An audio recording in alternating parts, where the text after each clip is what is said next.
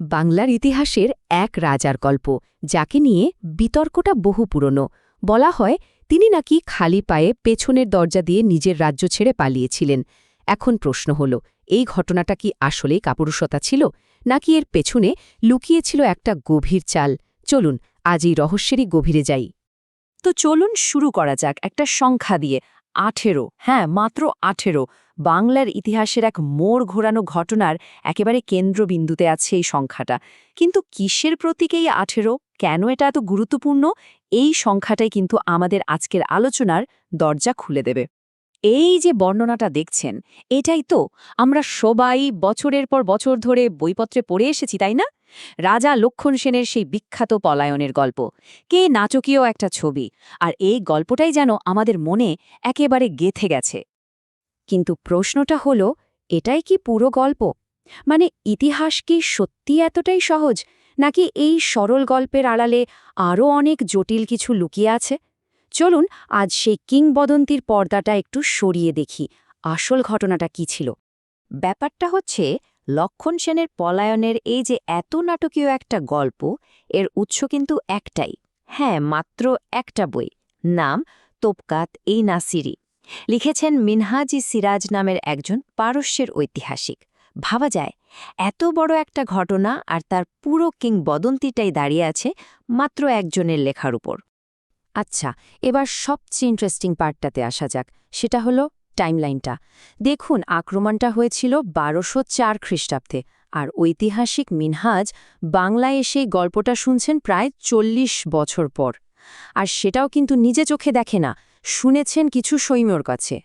তাহলে বুঝুন ব্যাপারটা, ঘটনার এতগুলো বছর পর, আর তাও শোনা কথার ওপর ভিত্তি করে লেখা একটা বিবরণ। তো এটার বিশ্বাসযোগ্যতা নিয়ে একটা প্রশ্ন উঠবে, এটাই তো স্বাভাবিক, তাই না? তো চলুন এবারই কিংবদন্তিটাকে একটু কাটাছেঁড়া করা যাক। এর এক একটা দাবিকে আমরা এখন তথ্য আর যুক্তি দিয়ে মিলিয়ে দেখব। আচ্ছা, সবার আগে যে প্রশ্নটা আসে সেটা হলো যে, নদিয়া শহর থেকে লক্ষণ সেন পালিয়েছিলেন বলে আমরা জানি, সেই নদিয়া কি আদৌ সেন রাজ্যের রাজধানী ছিল? মানে রাজ্যের মূল কেন্দ্র কি এটাই ছিল? এই টেবিলটা দেখলেই ব্যাপারটা কিন্তু একদম পরিষ্কার হয়ে যায়। দেখুন, নদিয়া ছিল আসলে একটা তীর্থস্থান, বড়জোর একটা অস্থায়ী বা সেকেন্ডারি ক্যাপিটাল। কিন্তু সেনদের আসল ক্ষমতার কেন্দ্র, মানে মেন প্রশাসনিক রাজধানী ছিল কিন্তু পূর্ব বাংলার বিক্রমপুরে। এর মানে কি দাঁড়ালো? এর মানে হল, বখতিয়ার খলজি কিন্তু রাজ্যের হার্টল্যান্ড বা মূল শক্তিকেন্দ্রে অ্যাট্যাক করেননি।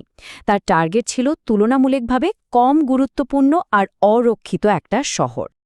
আচ্ছা, এবার আসা যাক গল্পে সবচেয়ে অবিশ্বাস্য আর চাঞ্চল্যকর অংশে। মাত্র ১৮ জন ঘোড়সওয়ার একটা গোটা রাজ্য দখল করে ফেলল। এটা কি আসলেই সম্ভব? মানে শুনতে কেমন লাগছে ব্যাপারটা? মজার ব্যাপার হলো, এর উত্তরটা কিন্তু মিনহাজের লেখাতেই লুকিয়ে আছে। বখতিয়ারের অ্যাটাকের স্পিড এতই বেশি ছিল যে তার মূল আর্মি পেছনে পড়ে যায়, আর সবার আগে শহরে ঢুকে পড়েছিল মাত্র ১৮ জনের একটা ফাস্ট মুভিং দল।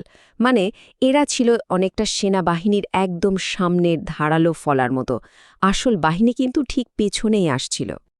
আর গল্পের শেষ অংশটা কি? যে ওই একটা আক্রমণেই নাকি পুরো বাংলা জয় হয়ে গিয়েছিল। কিন্তু ইতিহাস কি সত্যিই তাই বলে? বাস্তবতা কিন্তু ছিল একদমই অন্যরকম।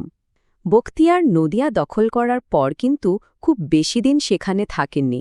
তিনি তার রাজধানী বানিয়েছিলেন লখনৌতে। আর লক্ষণ সেন, তিনি তো তার মূল দুর্গ বিক্রমপুরে ফিরে গিয়েছিলেন এবং সেখান থেকেই কিন্তু শাসন চালিয়ে গেছেন। শুধু তাই না, তার মৃত্যুর পরেও সেন বংশ পূর্ব বাংলা শাসন করেছে আরও কয়েক দশক। সো বোঝাই যাচ্ছে, বাংলা জয় মোটেই একদিনের ঘটনা ছিল না, এটা ছিল একটা লম্বা প্রসেস। তাহলে এখন আমরা কিংবদন্তির ভেতরের ফাঁকফোকরগুলো তো দেখতে পাচ্ছি। তো চলুন আবার সেই মূল প্রশ্নটাতে ফিরে আসি। এই নতুন তথ্যগুলো জানার পর লক্ষণ সেনের সেই পলায়নকে আমরা কিভাবে দেখব? এটা কি আসলেই কাপুরুষতা ছিল, নাকি তখনকার সময়ের একটা স্ট্র্যাটেজিক চাল ছিল? বখতিয়ারের স্ট্র্যাটেজিটা বুঝতে হলে এই ম্যাপটা দেখা খুব জরুরি। দেখুন, তখন বাংলাতে ঢোকার যে মেন রাস্তা, মানে তেলিয়াগড় গিরিপথ, সেটা কিন্তু সেনদের কড়া নিরাপত্তায় থাকত। লক্ষণ সেন হয়তো ওখানে অ্যাটাকের জন্য অপেক্ষা করছিলেন, কিন্তু বখতিয়ার কি করলেন? তিনি ওই পরিচিত পথে না গিয়ে ঝাড়খণ্ডের দুর্গম জঙ্গলের ভেতর দিয়ে এমন একটা রাস্তা ধরলেন যা ছিল সবার কল্পনার বাইরে। তো বখতিয়ারের কৌশলটা ছিল এক কথায় ব্রিলিয়ান্ট। তিনি সেনদের প্রধান ডিফেন্স লাইনটাকে পুরোপুরি বাইপাস করে গেলেন, একটা অচেনা জঙ্গলের রাস্তা ধরলেন আর একদম ঝড়ের গতিতে ছোট্ট একটা দল নিয়ে সোজা হাজির হলেন নদিয়ায়। ফলাফল টোটাল সারপ্রাইজ, মানে এমন একটা অতর্কিত হামলা যার জন্য কেউই প্রস্তুত ছিল না। তো এখন বখতিয়ারের এই ঝটিকা আক্রমণের কৌশলটা তো আমরা বুঝলাম।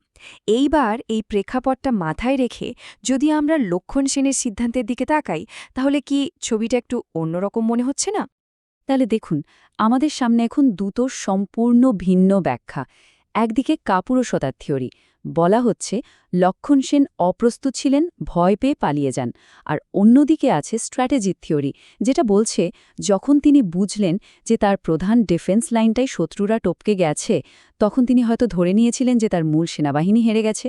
সেক্ষেত্রে অপ্রস্তুত অবস্থায় একটা হাড়ের মুখে থাকা যুদ্ধ না করে নিজের আসল ক্ষমতার কেন্দ্র বিক্রমপুরে ফিরে গিয়ে শক্তি সঞ্চয় করাটা কি বেশি বুদ্ধিমানের কাজ ছিল না?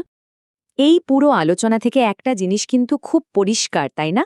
কিভাবে মাঝে মাঝে একটা মাত্র নাটকীয় গল্প পুরো ইতিহাসের জটিলতাকে ঢেকে দেয়, আর সেই সহজ গল্পটাই প্রজন্মের পর প্রজন্ম ধরে চলতে থাকে। আর শুধু যে আজকের ঐতিহাসিকরা এই প্রশ্ন তুলছেন তা কিন্তু নয়। সাহিত্য সম্রাট বঙ্কিমচন্দ্র চট্টোপাধ্যায়ের মতো মানুষও কিন্তু অনেক আগেই এই গল্পের বিশ্বাসযোগ্যতা নিয়ে সন্দেহ প্রকাশ করেছিলেন। তিনি তো পরিষ্কার করেই বলেছিলেন যে এই গল্পটা একটা ক্যানার্ড অ্যান্ড মিথ, সোজা কথায় একটা গুজব আর বানানো গল্প। তাহলে এই পুরো আলোচনা থেকে আমরা কি শিখলাম? প্রথমত, ইতিহাস তার জনপ্রিয় গল্পের চেয়ে অনেক বেশি জটিল। দ্বিতীয়ত, কৌশলগতভাবে পিছু হটা আর রাজ্য ছেড়ে পালানো এক জিনিস নয়। তবে সবচেয়ে বড় শিক্ষাটা হল ইতিহাস পড়ার সময় তার উৎসকে প্রশ্ন করাটা খুব জরুরি। লক্ষণ সেন কাপুরুষ ছিলেন নাকি রণকৌশলী, সেই সিদ্ধান্তে পৌঁছানোর থেকেও বেশি জরুরি হল এই প্রশ্নগুলো করতে শেখা। তো শেষ করার আগে একটা প্রশ্ন রেখে যাই। ভাবুন তো, লক্ষণ সেনের এই গল্পের মতো আমাদের জানা ইতিহাসের আরও কত সত্যি ঘটনা হয়তো এমনই কোনো একজনের লেখা নাটকীয় গল্পের ওপর দাঁড়িয়ে আছে, যার আড়ালে হয়তো লুকিয়ে আছে আরও অনেক জটিল সত্যি। ভাবার মতো বিষয়, তাই না?